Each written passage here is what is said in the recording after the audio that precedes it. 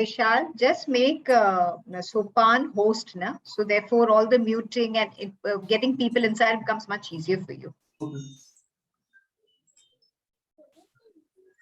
Okay, then you can continue. Yeah. So mute everybody, Rukaiya. So you can take it. Yes, I'm in the host room. Yeah. So you can continue. Yeah.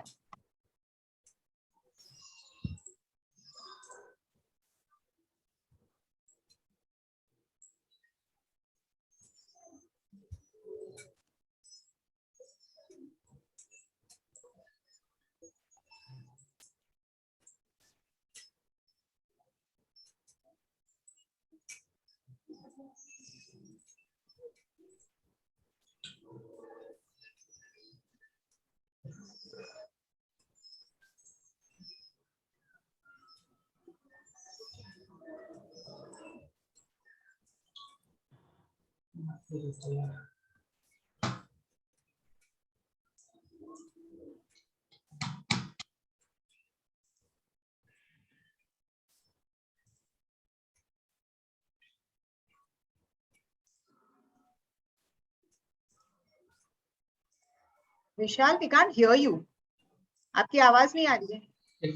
हाँ madam, start करते हैं. Please. Okay.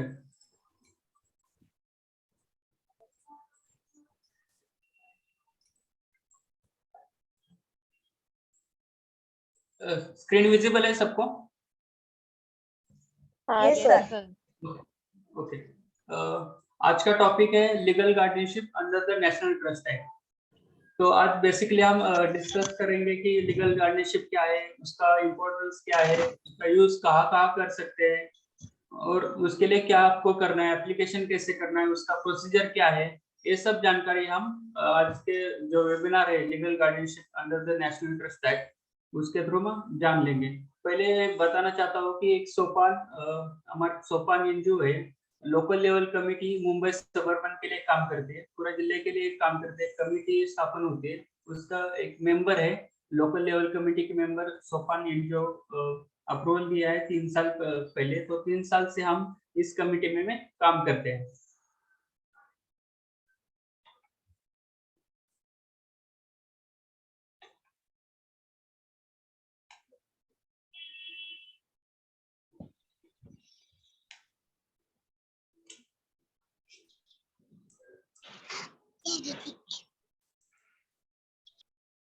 ये जो national trust act है उसके अंतर्गत 4 प्रकार की डिसेबिलिटी कवर होती है, जैसे ऑटिज्म है, सेरेब्रल पाल्सी है, मेंटल रिटार्डेशन है और मल्टीपल डिसेबिलिटी. ये 4 डिसेबिलिटी के लिए नेशनल ट्रस्ट एक्ट काम करता है. तो ये जो लीगल गार्डियनशिप है, जो बेसिक कंसेप्ट जो नेशनल ट्रस्ट ने लॉन्च किया है, उसका मेन ऑब्जेक्टिव यही है कि ये 4 प्रकार की डिसेबिलिटी है, जो डेवलपमेंटल डिसेबिलिटी है, उसके ऊपर काम करना, उन पीपल का वेलफेयर करना, ये सब उनका ऑब्जेक्टिव है. उसके साथ उनका और एक ऑब्जेक्टिव कि उनको लीगल सपोर्ट होना चाहिए. जो समाज में अभी हम देखते हैं कि उनको लीगल सपोर्ट बहुत जरूरत है, जो पर्सन विद डेवलपमेंटल डिसेबिलिटी है, तो उनके लिए नेशनल ट्रस्ट के अंतर्गत जो लीगल गार्डियनशिप का प्रावधान उन्होंने रखा गया है. तो बेसिकली ये 4 प्रकार की डिसेबिलिटी के लिए नेशनल ट्रस्ट काम करती है. लीगल गार्डियन किसको कहते हैं? जो पर्सन एक दूसरे पर्सन का ख्याल रखता है, जैसे कि कोई भी एक पर्सन है, उसके लिए दूसरा पर्सन कोर्ट के थ्रू या नेशनल ट्रस्ट के थ्रू अपॉइंट करता है, उसका प्रॉपर्टी हो, उसका खुद का ख्याल हो, उसके लिए एक पर्सन अपॉइंट किया जाता है, उसको गार्डियन कहते हैं. अभी उसके भी बहुत प्रकार है गार्डियनशिप के. एक तो नेचुरल गार्डियन होते हैं, जैसे कि उनके मदर फादर, ये नेचुरल गार्डियन होते हैं. कोर्ट अपॉइंट गार्डियन भी होते हैं, जैसे कि कोर्ट में माइनर कोर्ट अपॉइंट करता है गार्डियन. और तीसरा है guardianship under the national trust act. अभी जो इंडियन कॉन्स्टिट्यूशन है उसके अंतर्गत 3 प्रकार की गार्डियनशिप दी जाती है, जैसे कि कोर्ट अपॉइंट गार्डियन है, guardianship under the national trust act. ऐसे गार्डियनशिप के 3 टाइप्स है, उसके थ्रू ही आप गार्डियनशिप ले सकते हैं.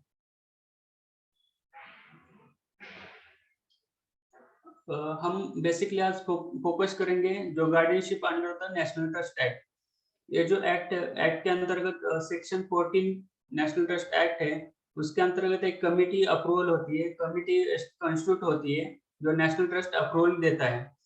कमिटी एवरी डिस्ट्रिक्ट में होती है, देश भर में हर एक डिस्ट्रिक्ट में लोकल लेवल कमिटी होती है। ये मैंडेट है, कंपलसरी है, हर एक डिस्ट्रिक्ट में कमिटी होना जरूरत है। उसी कमिटी में जो नेशनल ट्रस्ट के अंतर्गत रजिस्टर्ड ऑर्गेनाइजेशन है वो होना जरूरत है, क्योंकि कमिटी के बहुत सारे काम होते हैं जो नेशनल ट्रस्ट के अंतर्गत रजिस्टर्ड आरओज होते हैं, रजिस्टर्ड संस्था होते हैं, उनके थ्रू एक काम चलाए जाते हैं। जैसे कि ये लोकल लेवल कमिटी के हेड्स कलेक्टर होते हैं, तो उनको हेल्प जो भी लीगली या टेक्निकली हेल्प है वो करने का काम रजिस्टर ऑर्गेनाइजेशन करती है। तो हर एक जिले में एक रजिस्टर ऑर्गेनाइजेशन होना वो भी लोकल लेवल कमिटी पे होना जरूरत है।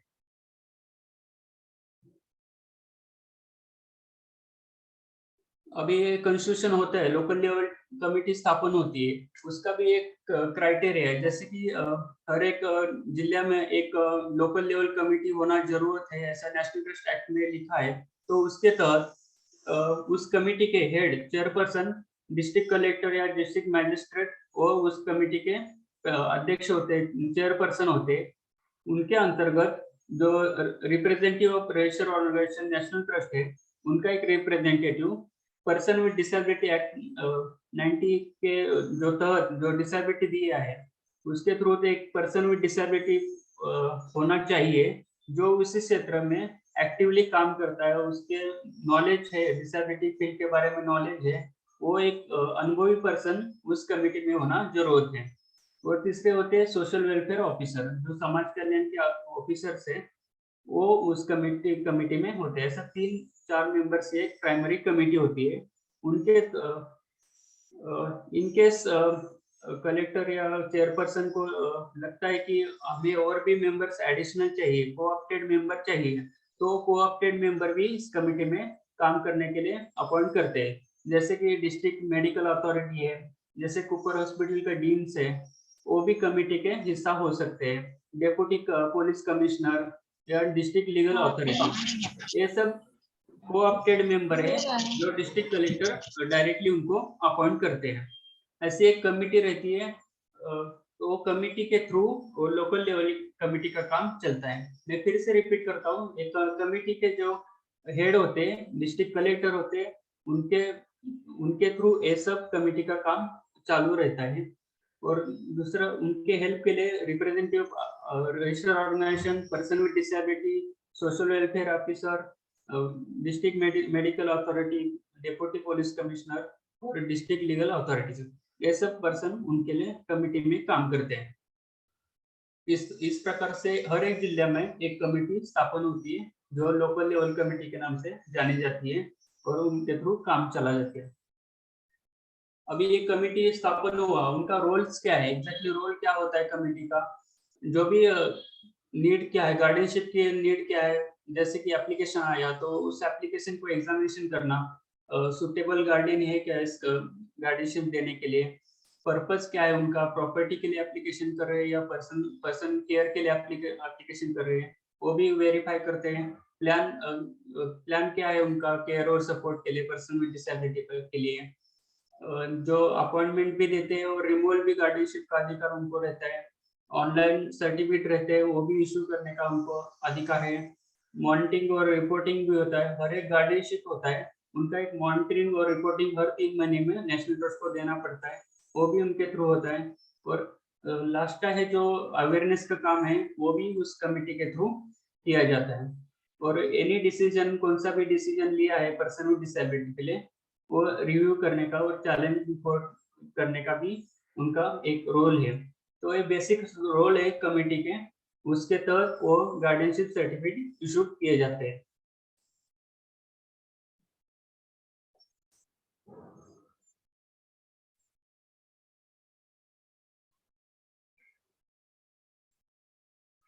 अभी जो नेशनल ट्रस्ट एक्ट है उसके अंतर्गत गार्डियन कौन कौन हो सकते हैं, जैसे कि एक नेचुरल पेरेंट्स होते हैं वो भी गार्डियन हो सकते हैं। जैसे कि जो प्रेफरेंस दिया जाता है नेचुरल पेरेंट्स को ही दिया जाता है, जैसे उनके फादर और मदर है, पर्सन विद डिसेबिलिटी के फादर और मदर, उनको प्रेफरेंस दिया जाता है लीगल गार्डियनशिप के लिए। उसके बाद इनकेस मदर और फादर वो सक्षम नहीं है या अवेलेबल नहीं है, उनका डेथ हुआ है या लीगल सेपरेशन हुआ है, इन केसेस में सिबलिंग्स एप्लीकेशन कर सकते हैं। लेकिन सिबलिंग्स 18 साल के ऊपर होना जरूरत है। जैसे कि उसके भाई या बहन है, वो भी 18 साल के ऊपर होना जरूरत है, तभी वो एप्लीकेशन कर सकते हैं। इनकेस सिबलिंग्स नहीं है तो रिलेटिव, एनी रिलेटिव अप्लाई कर सकते हैं। इनकेस ऊपर के दो नहीं है, जैसे कि नेचुरल पेरेंट्स भी नहीं है और उनके सिबलिंग्स भी नहीं है, तो इस केसेस में रिलेटिव एप्लीकेशन कर सकते हैं। इनकेस रिलेटिव्स नहीं है तो एनी अदर पर्सन, जैसे कि उसके पहचान का कोई भी पर्सन है, वो भी एप्लीकेशन कर सकता है। इनकेस ऊपर के 4 ही नहीं है, अवेलेबल नहीं है या कोई एप्लीकेशन नहीं कर रहा है, तो एनी रजिस्टर्ड ऑर्गेनाइजेशन जिनके पास रेसिडेंशियल केयर का फैसिलिटी अवेलेबल है, ट्रेनिंग का प्रावधान है, ऐसे रजिस्टर्ड ऑर्गेनाइजेशन उसके लिए एप्लीकेशन कर सकते हैं।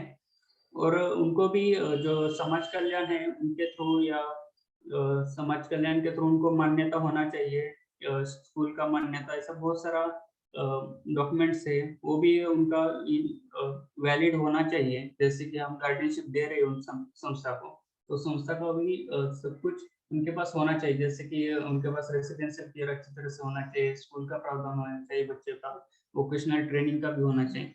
ये सब जो मैंने बताया, जैसे नेचुरल पेरेंट्स है, सिबलिंग्स है, रिलेटिव है, एनी अदर पर्सन और ऑर्गेनाइजेशन, ये सब नेशनल ट्रस्ट के अंतर्गत लीगल गार्डियनशिप के लिए अप्लाई कर सकते हैं।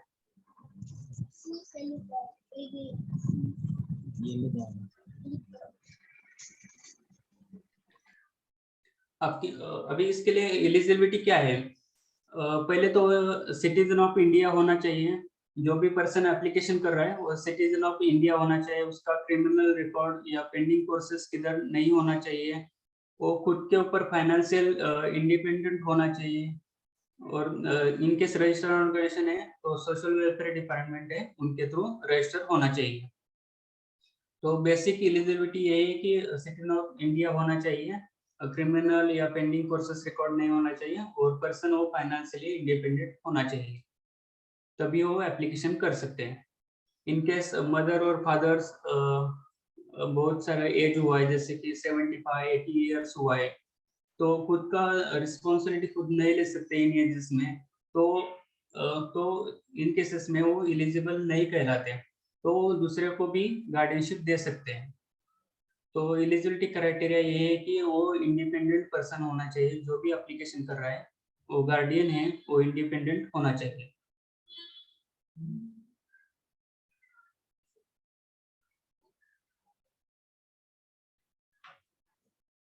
अभी गार्डियनशिप की जरूरत क्या है? जैसे कि अभी आपने गार्डियनशिप की अप्लाई किया, तो गार्डियनशिप की जरूरत क्या किधर किधर आपको लग सकती है? जैसे कि फैमिली पेंशन है, स्टेट गवर्नमेंट या सेंट्रल गवर्नमेंट की आपके फैमिली को, पूरे फैमिली को पेंशन मिलता है।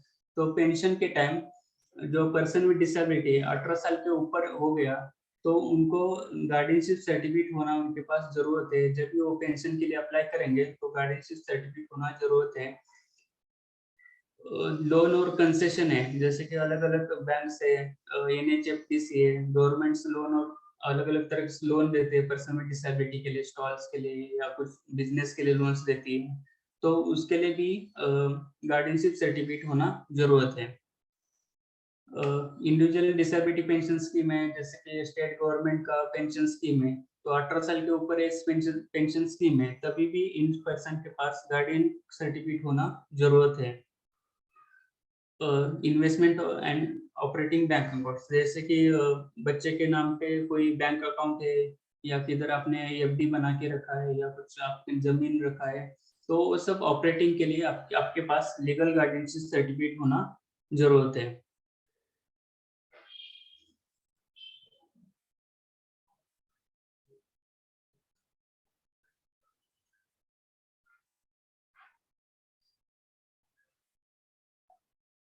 अभी जो मैंने बताया ये सब स्कीम का लाभ लेने के लिए 18 साल का एज, बच्चे का एज होना जरूरत है। जैसे कि 18 साल हो गया तो लीगली, जैसे कि कॉन्स्टिट्यूशन ऑफ इंडिया के तहत वो बच्चा संज्ञान हो जाता है। लेकिन इन कंडीशन में, जैसे कि ऑटिज्म है, सेरेब्रल पाल्सी है, मेंटल रिटार्डेशन है, तो इन कंडीशन में वो खुद का डिसीजन खुद नहीं ले सकता, तो इन केसेस में गार्डियनशिप सर्टिफिकेट लेना जरूरत है, क्योंकि आप उसको एक लीगली हेल्प कर रहे हैं गार्डियनशिप सर्टिफिकेट लेके, उसका डिसीजन आप थ्रू आउट लाइफ का डिसीजन आप ले सकते हो।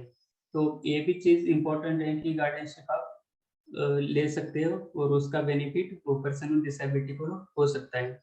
और इन केस मदर और फादर जो चाहते हैं कि हमारे बाद हमारे बच्चे का क्या होगा, तो उसके लिए इन फ्यूचर के लिए वो भी किसी और को गार्डियन अपॉइंट कर सकते हैं, जैसे कि उनका दूसरा लड़का है या दूसरी लड़की है, तो उनको भी गार्डियनशिप सर्टिफिकेट देके वो उसका गार्डियनशिप का जो भी है आगे का प्रोसीजर वो भी देख सकते हैं। तो गार्डियनशिप अपॉइंट होने के बाद वो गार्डियनशिप चेंज भी कर सकते हैं इन केसेस ऑफ वो फाइनेंशियली इंडिपेंडेंस नहीं है, खुद के ऊपर डिपेंडेंट है दूसरे के ऊपर, तो भी वो गार्डियनशिप शिफ्ट कर सकते हैं। तो गार्डियनशिप सर्टिफिकेट होना जरूरत है। बहुत सारे योजनाएं होती है, बहुत सारे कंसेशन होते हैं, उसके लिए भी यूज कर सकते हैं आप। तो जो भी 18 साल के ऊपर के बच्चे हैं, जो नेशनल ट्रस्ट के अंतर्गत डिसेबिलिटी एक्ट होता है, उन सब पेरेंट्स ने इस गार्डियनशिप सर्टिफिकेट के लिए अप्लाई करना चाहिए।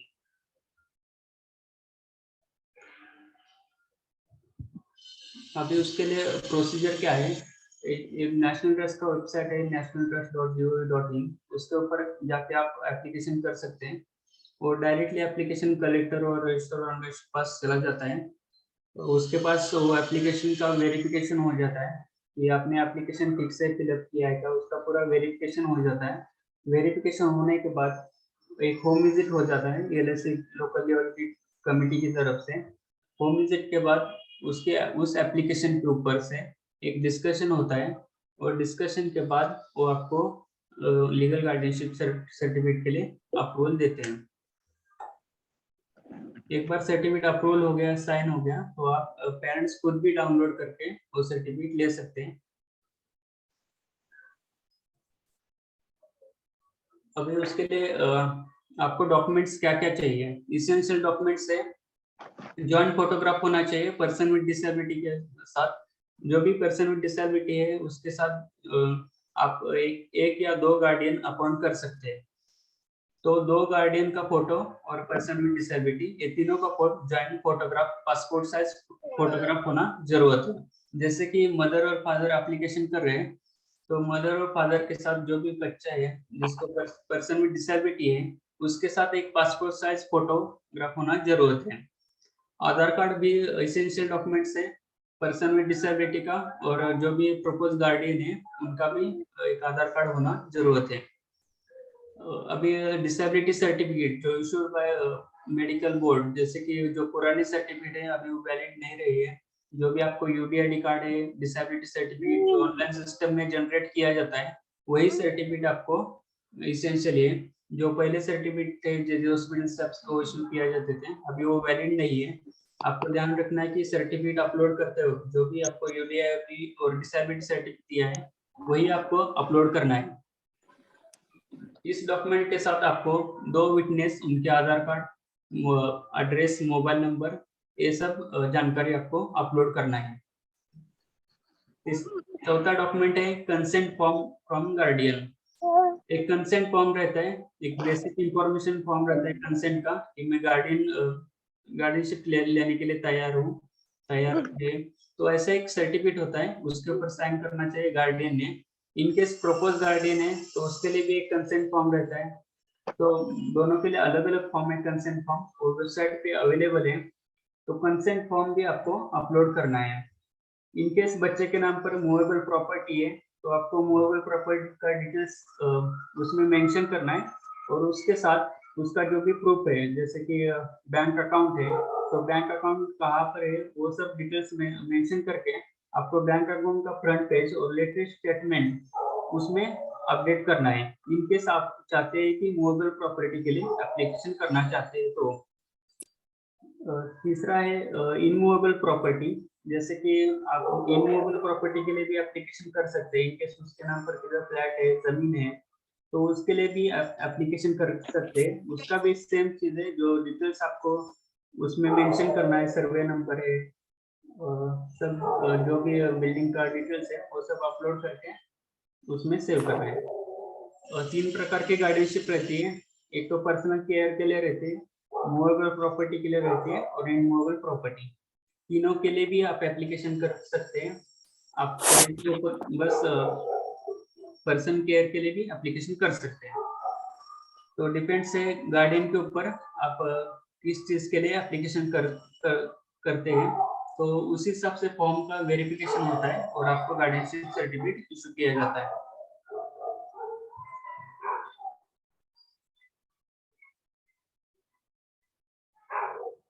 अभी मैंने मेंशन किया कि गार्डियनशिप के टाइप्स है, जैसे कि मेंटेनेंस एंड केयर के लिए भी ले सकते हैं, इमूवेबल प्रॉपर्टी के लिए ले सकते हैं और मूवेबल प्रॉपर्टी के लिए गार्डियनशिप सर्टिफिकेट ले सकते हैं। इनकेस आपको मूवेबल और इमूवेबल का जो एप्लीकेशन किया है तो आपको फॉर्म सी और डी आपको फिलअप करके कमेटी को सबमिट करना है। फॉर्म सी और डी में फाइनेंशियल इंफॉर्मेशन रहता है, जो ईयरली आपने ट्रांजैक्शन किया है बच्चे के नाम पे, तो वो सब कमेटी को आपको सबमिट करना पड़ता है। उसके लिए फॉर्म सी और डी भरना पड़ता है। हर साल एक फॉर्म और सी और डी हर पेरेंट्स को जिसने अप्लाई किया है उनको सबको भरना कंपलसरी है।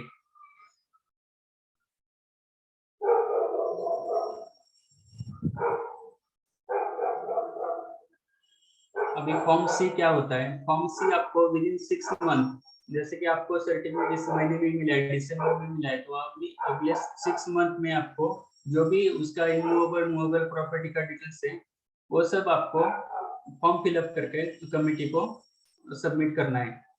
जो भी फाइनेंशियल ट्रांजेक्शन है उसका सब डिटेल्स एक फॉर्म रहता है फॉर्म सी का, वो सब आपको विद इन 6 मंथ आपको सबमिट करना है। उसके साथ फॉर्म डी रहता है जो मार्च के पहले आपको हर साल आपको भरना है। जो भी रिसीट एंड पेमेंट्स है, प्रॉपर्टी का डिटेल्स है, मूवेबल असेट्स क्या है, इमूवेबल असेट्स क्या है, वो सब आपको हर साल मार्च के पहले सबमिट करना है।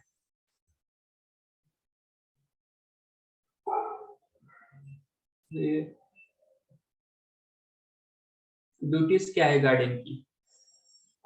ये जो पहला है जो बेसिक ड्यूटीज है, कुछ फायदे के लिए आप गार्डियनशिप सर्टिफिकेट के लिए अप्लाई नहीं करते हैं। Wellbeing of person with disability यही एक ऑब्जेक्टिव है, तो यही ऑब्जेक्टिव ध्यान में रख के आपको पर्सन विद डिसेबिलिटी के लिए काम करना है, ना कि खुद के डेवलपमेंट के लिए काम करना है। बच्चे का भी आपको फ्यूचर के लिए आपको बच्चे के लिए काम करना है।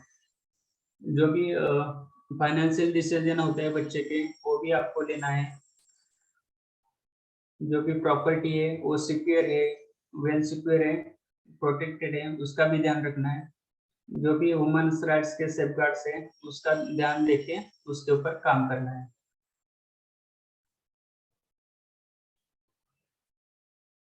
अभी जो लोकल लेवल कमिटी है, जैसे कि पर्सन लीगल गार्डियनशिप को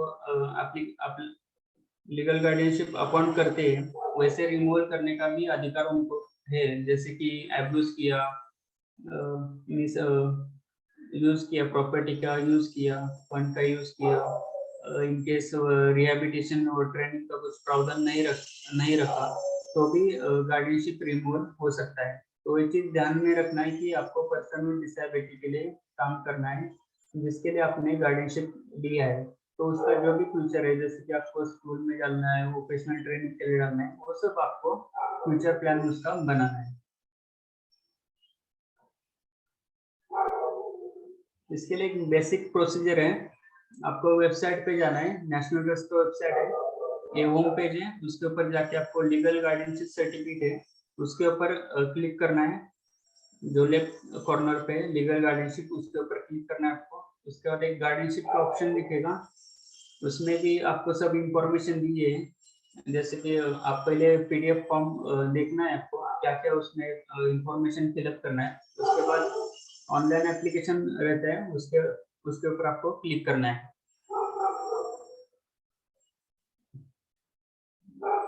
बिफोर आपको फॉर्म भरने के पहले ये सब डॉक्यूमेंट्स आपको स्कैन करके रखना है। वो भी 5 MB के बिलो होना चाहिए। डॉक्यूमेंट सब पीडीएफ में होना चाहिए, बस जो फोटो है जेपीजी फॉर्मेट में होना चाहिए। ये सब डॉक्यूमेंट्स आपको पहले ही रेडी रखना है फॉर्म भरते वक्त। क्योंकि फॉर्म के लिए 10 से 15 मिनट का ही टाइम रहता है, उसके अंदर ही आप फॉर्म फिलअप करना है। तो ये चीज ध्यान रखना है कि आपको फॉर्म फिलअप करने के पहले आपके पास डॉक्यूमेंट्स स्कैन होना जरूरत है। ये बेसिक फॉर्म रहता है, उसमें पर्सन विद डिसेबिलिटी का बेसिक डिटेल्स रहता है, नाम, एड्रेस, पता, ये बेसिक डिटेल्स रहता है पहले पेज पे। सेकंड पेज पे उसकी डिसेबिलिटी क्या है और उसका डिसेबिलिटी सर्टिफिकेट अपलोड करना है, कहाँ से इशू किया है वो भी आपको मेंशन करना है। इनकेस प्रॉपर्टी के लिए अप्लाई कर रहे हैं तो प्रॉपर्टी का डिटेल्स आपको उसमें अटैच करना है और उसका डिटेल्स लिखना है। थर्ड पेज पे आपको प्रपोज गार्डियन का है, उसका उनका डिटेल्स लिखना है, उनका जो भी एड्रेस है, कॉन्टेक्ट डिटेल्स है, वो सब आपको लिखना है। और उसके बाद जो विटनेस का कॉलम है, 2 विटनेस होना कंपलसरी है, तो उनके आधार कार्ड और कॉन्टेक्ट नंबर वो भी जरूरत है, तो आपको पहले प्रिपेयर रखना है वो चीज। उसके बाद एक कैप्चा कोड आता है, वो कैप्चा कोड उसमें एंटर करके आपको एप्लीकेशन सबमिट करना है। ध्यान रखना है कि ये एप्लीकेशन 10 से 15 मिनट के पहले आपको सबमिट करना है।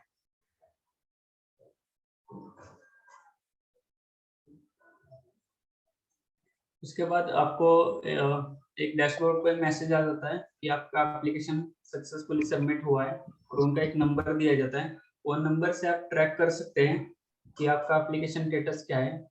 उसके लिए आपको लॉगिन में जाके view LLC PWD HG certificate, उसके ऊपर क्लिक करना है आपको। उसके बाद जो भी नंबर है वो एंटर करके आप स्टेटस जान सकते हैं, और सर्टिफिकेट इनके जनरेट हुआ है तो डाउनलोड भी कर सकते हैं वहां से। वो तो सॉफ्ट कॉपी आपको ऑनलाइन से भी इशू हो जाता है। इनकेस आपको कुछ इशू है तो इनको डायरेक्टली भी कांटेक्ट कर सकते हैं आप, नेशनल ट्रस्ट को भी कांटेक्ट कर सकते हैं, और लोकल लेवल कमेटी है मुंबई सबअर्बन की, उनको भी कांटेक्ट कर सकते हैं आप डायरेक्टली।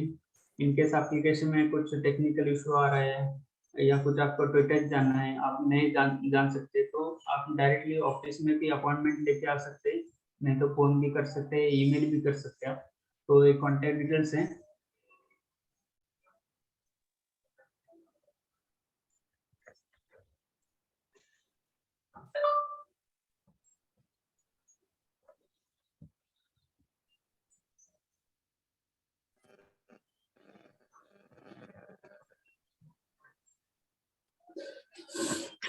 तो कुछ डाउट है तो पूछ सकते हैं अभी। सर फर्स्ट पेज दिखाओ ना फॉर्म का।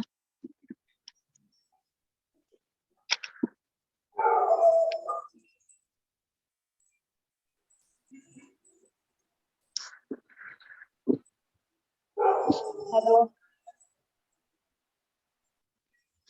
विजिबल है?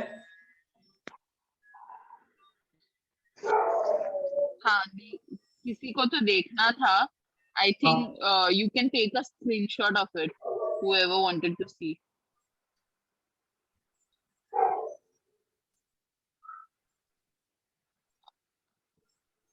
सर एक क्वेश्चन है कि LG सर्टिफिकेट आ गया है as a parent, legal guardian.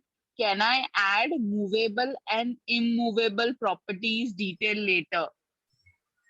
उसके लिए उनको वापस से एप्लीकेशन करना पड़ेगा, और सेम ऑनलाइन में भी एप्लीकेशन कर सकते हैं। जो भी एडिशनल करना है, गार्डियन एडिशनल करना है या प्रॉपर्टी डिटेल्स एडिशनल करना है, तो उसके लिए वापस से आपको एप्लीकेशन करना पड़ेगा। अच्छा, ओके. और दूसरा क्वेश्चन है, is Nair hospital's opinion certificate for academic concession equal to disability certify also in this certificate is 3 years old is okay? 3 साल जूना नहीं मैडम, चलेगा क्या? कोई नहीं.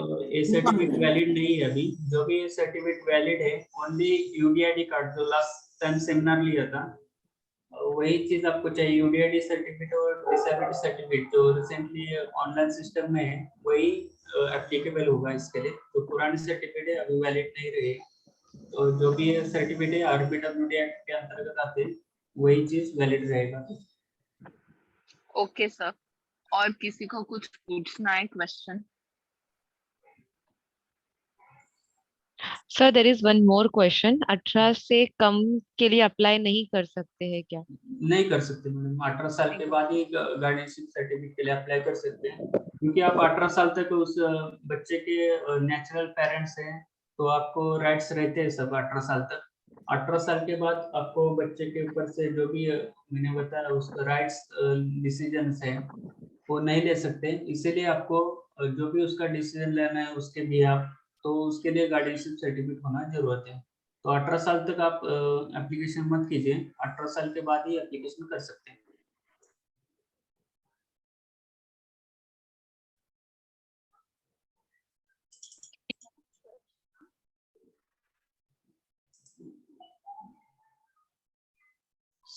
So UDID is compulsory, ऐसा एक जन पूछ रहे हैं। हाँ, यूडीआईडी कंपलसरी है, जो भी लीगल गार्डियनशिप सर्टिफिकेट के लिए एप्लीकेशन कर रहे हैं और एनी अदर स्कीम, तो उसके लिए यूडीआईडी सर्टिफिकेट अभी कंपलसरी है। ओके, और किसी के कोई क्वेश्चंस है? Can we unmute everyone?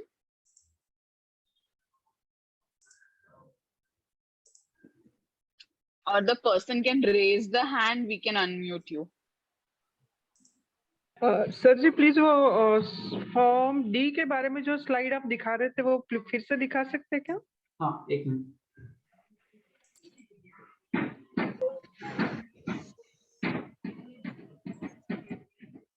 यही ना मैडम? Yes sir. हाँ, आपको 3 महीने पहले, मार्च के पहले जो फाइनेंशियल डिटेल्स है आपको कमेटी को सबमिट करना है एवरी ईयर।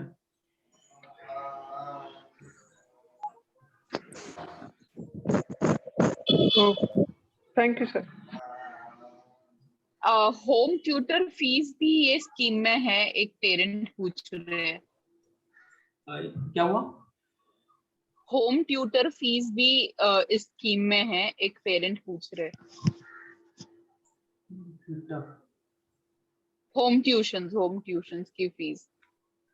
होम ट्यूशन की फीस कुछ क्वेश्चन समझ में नहीं आया, क्या एग्जैक्टली क्वेश्चन क्या है? घर पे जो आके पढ़ाएगी टीचर, उसकी भी फीस इंक्लूडेड है कि नहीं पूछ रही है। नहीं, आप इंक्लूड कर सकते हैं, क्योंकि ये पर्सन विद डिसेबिलिटी के लिए आप इन्वेस्टमेंट या खर्चा कर रहे हैं ना, जो भी खर्चा कर रहे हैं उसके अकाउंट से ट्रांजैक्शन हो रहा है, तो आप इंक्लूड कर सकते हैं उसको भी, क्योंकि ये फ्यूचर ट्रेनिंग प्रोग्राम के लिए ही आप एप्लीकेबल कर रहे हैं, यूज कर रहे हैं, तो शो कर सकते हैं। Okay. And we are discussing everything about above 18 years old children. हाँ, 3 18 साल के इयर्स की बच्चों आप के लिए अलग स्कीम है, उसके लिए हम बाद में बात कर सकते हैं।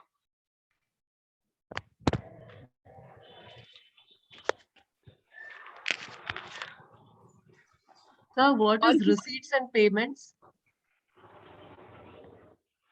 Receipts and payment. In Form D?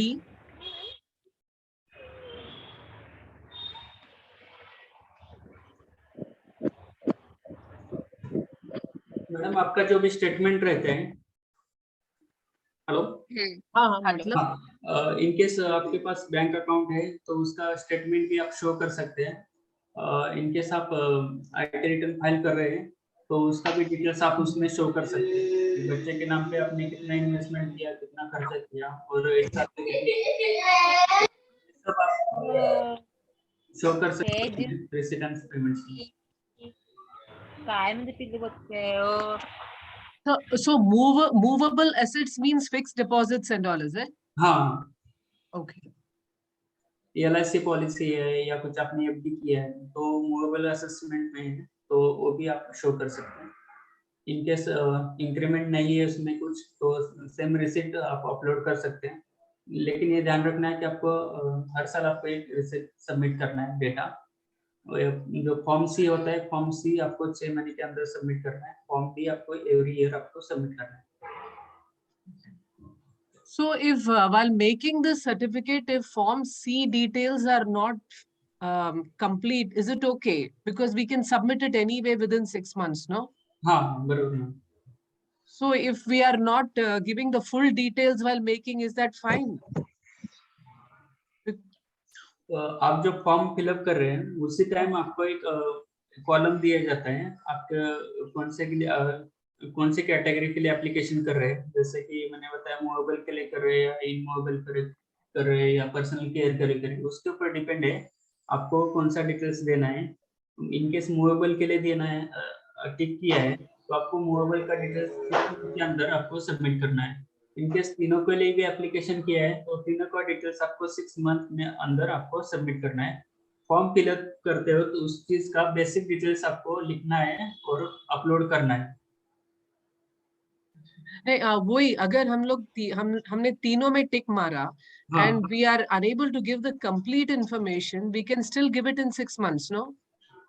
हाँ 6 मंथ का आपको टाइम लिमिट दिया है ना, उसके अंदर ही आप सबमिट करना है। Okay. Suppose we tick mark only one, then हाँ। then what do we do if we want to do the other two? Then we have other के एप्लीकेबल ही नहीं है आपको, फॉर्म CD एप्लीकेबल नहीं है। इनकेस आप बस केयर के लिए आपको गार्डियनशिप ले रहे हैं तो फॉर्म C और D एप्लीकेबल नहीं है आपके लिए। तो उसके ऊपर डिपेंड है कि आप कौन सा टिक मार्क कर रहे हैं, मूवेबल प्रॉपर्टी कर रहे हैं, इमूवेबल या पर्सनल। तो फिर बाद में कर सकते हैं क्या, वापस अप्लाई नहीं करना मैडम, है? एक बार एप्लीकेशन किया, अप्रूवल हुआ तो वही एप्लीकेशन आपको लाइफ टाइम के लिए दिया जाता है। इनकेस आपको चेंजेस करना है तो फिर से आपको एप्लीकेशन करना है। तो आपको एप्लीकेशन करते हुए ध्यान में रखना है कि आप कौन से चीज के लिए एप्लीकेशन। फिर से application means the entire form. Entire thing आपको फिर से ऑनलाइन सिस्टम में सबमिट करना है। अच्छा, हाँ। Same way. हाँ सेम वे। तो फिर कमिटी को राइट्स रहता है कि जो पहला आपको सर्टिफिकेट इशू किया है वो कैंसलेशन का भी काम कर सकते हो। आप गार्डियन भी चेंज कर सकते हैं। इनकेस आपको लग रहा है कि अभी मैं कैपेबल नहीं हूँ बच्चे को ख्याल रखने के लिए, तो आप दूसरे किसी को भी प्रपोज गार्डियन करके अपॉइंट कर सकते हैं, वो भी चीज है। तो अपडेट करना है तो सब इंफॉर्मेशन भी अपडेट कर सकते हैं आप, लेकिन आपको यही कि एप्लीकेशन वापस से ऑनलाइन सिस्टम में फिलअप करना है।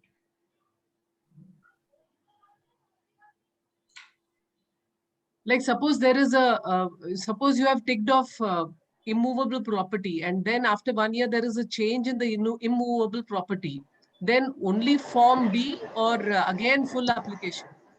नहीं, आपने फॉर्म किस चीज के लिए किया है उसके ऊपर डिपेंड है। पहली बात, आपने इमूवेबल के लिए किया है और पर्सन केयर के लिए किया है, तो इमूवेबल प्रॉपर्टी का डिटेल्स है वही आपको सबमिट करना है हर साल का। जो भी एडिशनल प्रॉपर्टी लिया है, इनकेस आपने अभी नहीं लिया लेकिन फ्यूचर में लिया है, तो भी एडिशनल फॉर्म डी होता है, उसमें आपको ऐड करके सबमिट करना पड़ता है। Okay okay.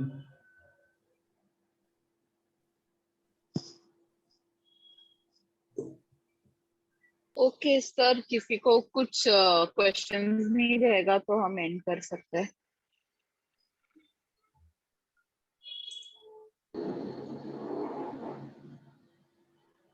और किसी को डाउट है कुछ? Just one more thing. If we have UDID, we still need a disability certificate from a medical authority. We need only one, no? We need only one document, हाँ, no? UD. आपको UDID certificate issue किया जाता है ना, उसके साथ disability certificate भी issue किया जाता है, वही एप्लीकेबल है। अच्छा अच्छा, तो दोनों चाहिए? दोनों नहीं, उसके साथ ही यूडीआईडी कार्ड के साथ ही डिसेबिलिटी सर्टिफिकेट दिया जाता है आपको। अच्छा, ओके। हाँ हाँ, तो वही एप्लीकेबल रहेगा। Okay okay.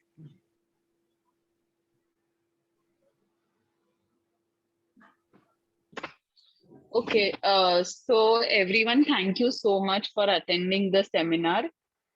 Hope you have received all the information. Thank you. Thank you, Vishal sir. Thank you. Thank you. Thank you very much. Thank you. Thank you. Thank you, sir.